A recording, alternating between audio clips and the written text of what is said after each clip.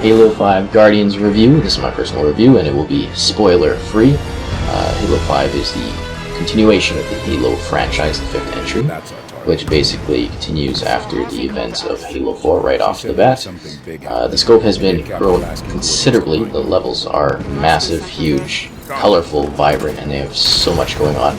Actually, in the later portions, they do kind of divulge into a little more of a gray and orange scenery as far as enemies go for reasons. But other than that, I actually really love the environments and the places you get to explore. You actually get to see some different planets that you've never seen before in the series. The creatures and the characters are fascinating. It was also interesting seeing the dynamic of having both teams with 4 unique players. They all fight for screen time, and there really isn't a ton of development. Also, sadly, Blue Team is only available in 3 to 15 missions, despite having a much more fascinating and interesting thing going on. Still, the dynamics and seeing them chat together constantly in gameplay was very interesting.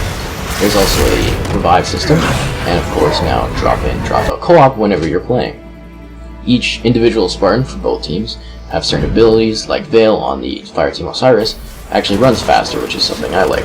As far as levels go, there's very, noticeable Halo variations like driving levels and stuff like that you're used to. There's nothing really too iconic, in my opinion, that screams Halo. And there's these weird, useless 5-minute levels. There's a couple of them, and this is literally what you do in them. I had to show this off because it's just dreadful. Some levels like this are just terrible. They're like 5-minute talk to people levels, which didn't make any sense. And I also felt that the campaign was really, really strong, one of the best. About halfway through, it really seemed to lose focus, and things got a little bit weird. They also seemed to revolve the story around a certain character, and actually ruin that character, which I'm sure many fans will not particularly like once you get to that part. Other than that, I thought the scope and the direction was good, but it leaves a lot more questions than it does answers, and it really does bridge towards the next game perfectly well. It is frantic, the movement system is fantastic, the new control scheme with all the different player abilities, like ground slamming and kind of like pushing yourself much quicker. Everybody is sprint, all these are evened out. We're perfectly done. The game also has like a bit of a central kind of boss thing that shows up every once in a while, and that was a neat addition to the series, which I liked. Bold evolution, but still, the story was just kind of weak in my opinion. Next we move on to multiplayer, and first off is the requisition packs. So these basically are a series of cards you get for doing anything in the game. You can buy more of them, there's different tiers, gold, silver, bronze to buy currently, and you get a bunch for leveling and stuff like that. They unlock emblems, weapons, skins, vehicles for Warzone. We'll go over Warzone later. It adds tons of stuff, stances, everything you could ever want. Theater mode also returns. Some noticeable things: Big Team Battle is not present yet, and neither is the Forge mode, which is disappointing.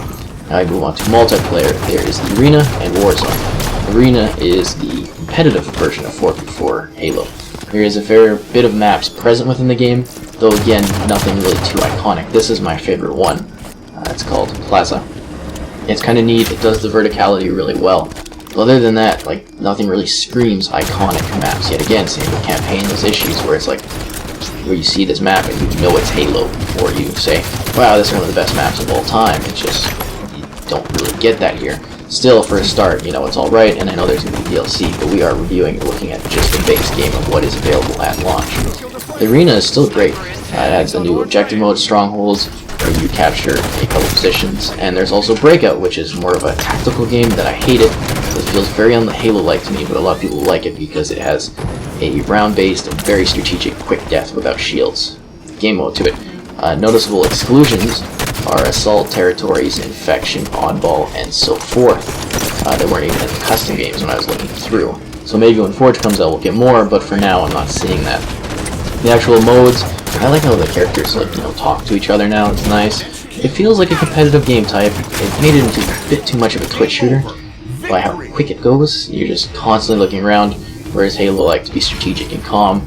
Now I'm constantly, on the fence of whether or not I'm going to die right away, which is not something I'm particularly fond of. Next we move on to Warzone, which is the new massive style of Halo, pitting 12v12, and you start off by trying to destroy AI, capturing bases. It's sort of like a MOBA to an extent with Spartans, and it's a very large scale. There's this version, and there's also Assault, where one team attacks, one defends.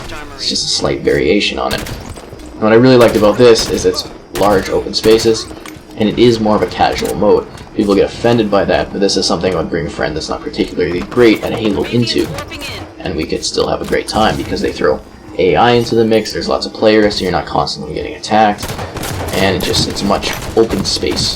Currently there are 3 maps present for this, and they are all really big. They look fantastic. They're wide open spaces. They have special things to them, unique AI bosses that you can take out, and overall it's a fun mode. That's what it is. It's an enjoyable mode. You bring in requisition packs, so basically you can give yourself armor abilities and stuff like that, or you can also like call in special vehicles, random vehicles, special weapons, and you can bolster your team that way. It can get incredibly one-sided depending on the player skills, which was a little disappointing. But other than that, you're going to have a great time playing this, especially if you're not too strong with the actual Halo franchise. As we wrap up towards the end of this, it's a very nice bundle, and it's a very solid and great game. There are things to be desired, and modes have been left out, and the story was not great towards the end. It got kind of weird, and I felt they did a cheap out story aspect. But, there's many great things. There's dedicated servers, huge maps, lots of things to do. I still think it's a great experience that you'll definitely want to check out. I gave it a great score of 8 out of 10. Follow on Twitter and Xbox, and if you have any questions, let me know, and hope you enjoyed this review of Halo 5 Guardians.